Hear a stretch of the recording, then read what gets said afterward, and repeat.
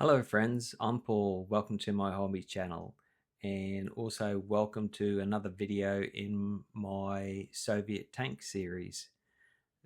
In today's video I'm going to paint up two BT7s. It's for a game this weekend. Today's Wednesday and I'll have a game on Saturday. Shouldn't be too bad. Shouldn't take me too long to paint them up. These BT7s are 3D prints. I printed them myself, so hopefully they'll do the job. They look okay to me. I've printed for each tank. I've printed the light anti-tank gun and also the light howitzer, so that I've just got a couple of options. For my game on Saturday, I'll be taking one as a light anti-tank gun and the other one as a howitzer. Okay, well, as always, we're going to start off by putting the base coat on.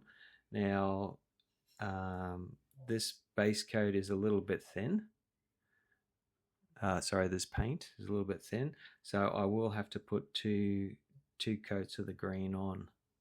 So you can see how thin that is there, and that's because this particular base coat that I'm here is actually a airbrush primer, so it is pretty thin, but it's the only green that I have which is the right shade for Soviet vehicles.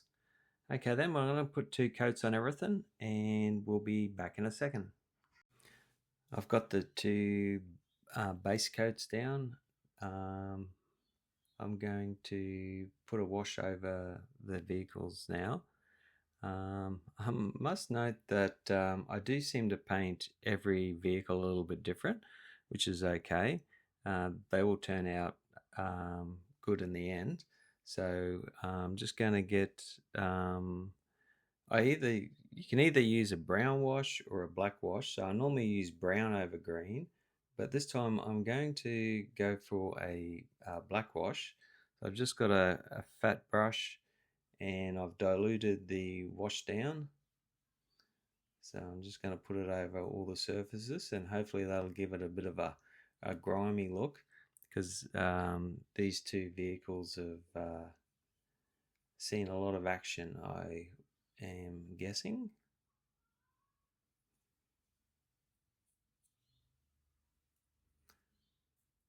Okay, so where it pools like that, just give it a second or so and then you can just wipe it off and place it somewhere else. The black wash is dry and I think it looks pretty good. So the tank is looking pretty grimy and grungy now. So just get your favorite dollar store dry brush, or in this case a makeup brush. So as you'll see, the brighter the colors, the better it'll work. So I've just got some of the base dark green and I'm just going to go across and just lightly dry brush and get enough paint on the brush then. So I'm just going to dry brush some of the flat surfaces just to bring back that color.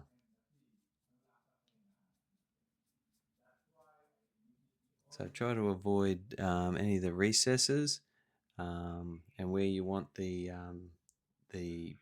wash to remain. So I'm just flicking it across all those top surfaces there. Hopefully it's showing up on the video. Just get a little more paint.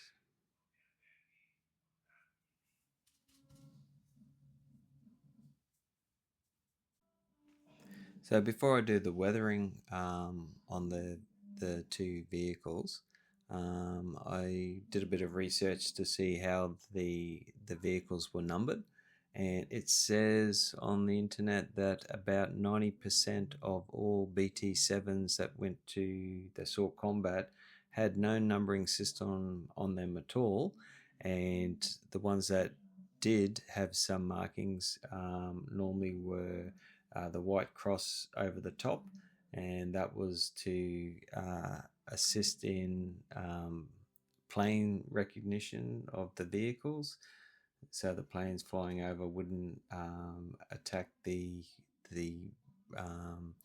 the Soviet vehicles with crosses, from my understanding. But I think it's pretty boring to put some green vehicles into the on the table without having some form of numbering system. So I think I'm just going to put a basic number on the turret. It said that the ones that were numbered would be small hand painted numbers. So I wonder if I might just put some numbers just along the top here, just so they didn't stand out too much.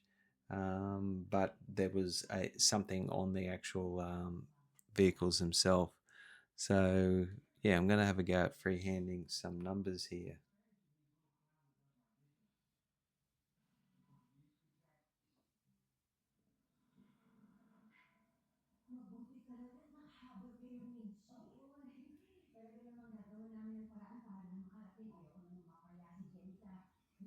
I find it easy to start off if you haven't quite got the hand or your hand-eye coordination in for doing shapes, that sometimes just doing a series of dots and then filling those dots in.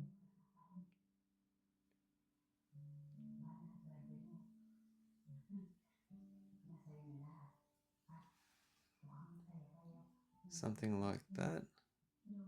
So I'm not going to do them too bright. Okay, so all the numbers are on. Hopefully they look okay. I'll just put them into the picture here. Sorry for my hand in front of the camera. Yep, so they're all numbered. So now I'm going to start to weather up the vehicles. So to start with, get a bit of sponge with a little bit of black paint on it, and I'm just going to put the sponge just randomly on corners and stuff across the vehicle, and that's to make it look as though the paint's been chipped off. So I've just got a little tiny bit of paint. It looks like a bit there. There's only a small amount of paint, so I'm just gonna just randomly put it on to the corners. So you can put as little or as much chipping as you want. I think there'd be chipping down on the nose part here, probably a fair bit. Hopefully that's in focus. Doesn't look like it.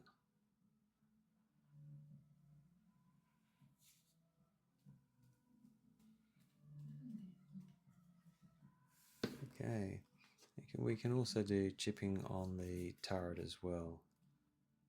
So wherever you think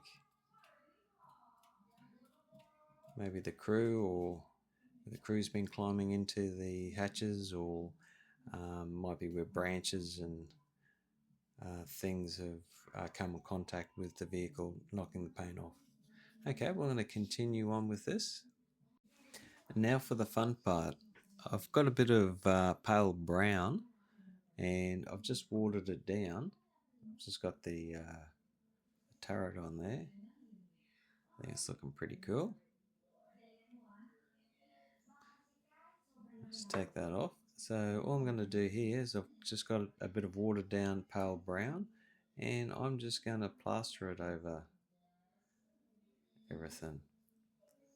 So it looks like it's going on a bit thick, but as it dries, it won't show up as much.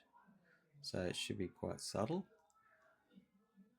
I will put it over the tracks as well, and up underneath the top part here. Yeah, so basically splash it around everywhere. You can always add a little bit more later on. You can see it It probably looks a little bit stronger than what it actually is to the eye, but it's fading pretty quickly as it'll dry. So I'm just going to splash it on, put it on the tracks.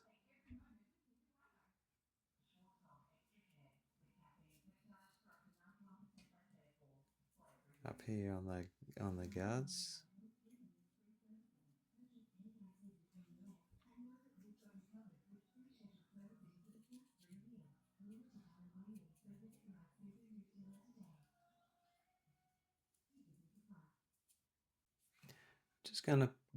I've just got a lighter color brown, a bone color, and I'm just going to put a little dot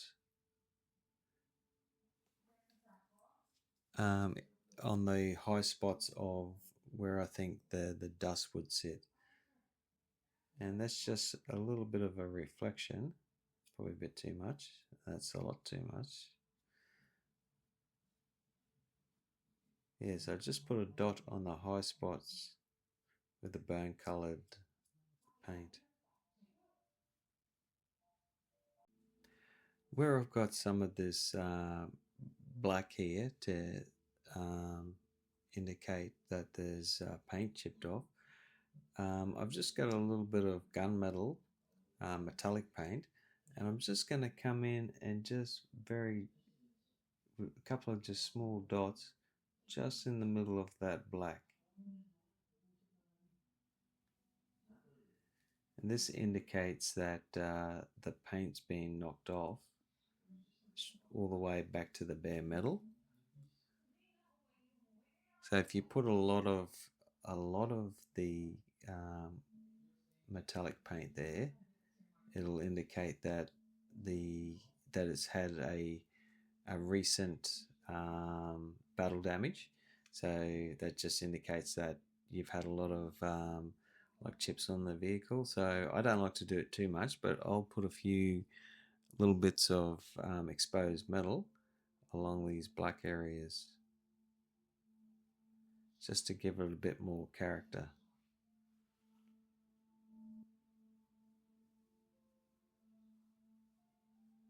Hopefully you can see that. Okay, and also I like to give the tracks, because the tracks obviously made of metal, and I like to put a bit of metallic across the edges of the tracks as well.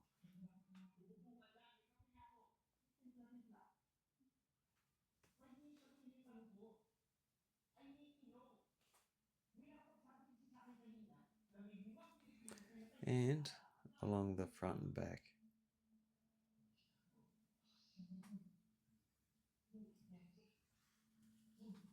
Okay. Just put a little bit here. I think this is a good place to put a bit of silver, a bit of metal.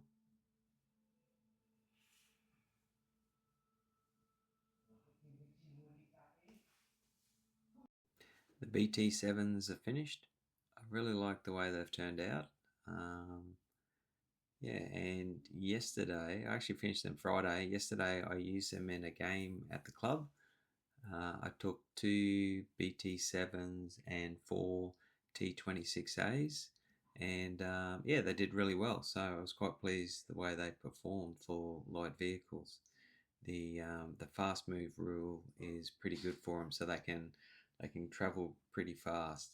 I only had one little mishap. I did drop one of the turrets, and it landed down on the barrel and snapped the barrel off. So that's a little bit of a misfortune. Okay, well, I hope you enjoyed this video. If you'd like to comment below, that'd be really great. I'd appreciate having a conversation. Have you used BT7s, and what do you think of them in bold action? I think they're pretty cool. Okay, until next time, happy gaming.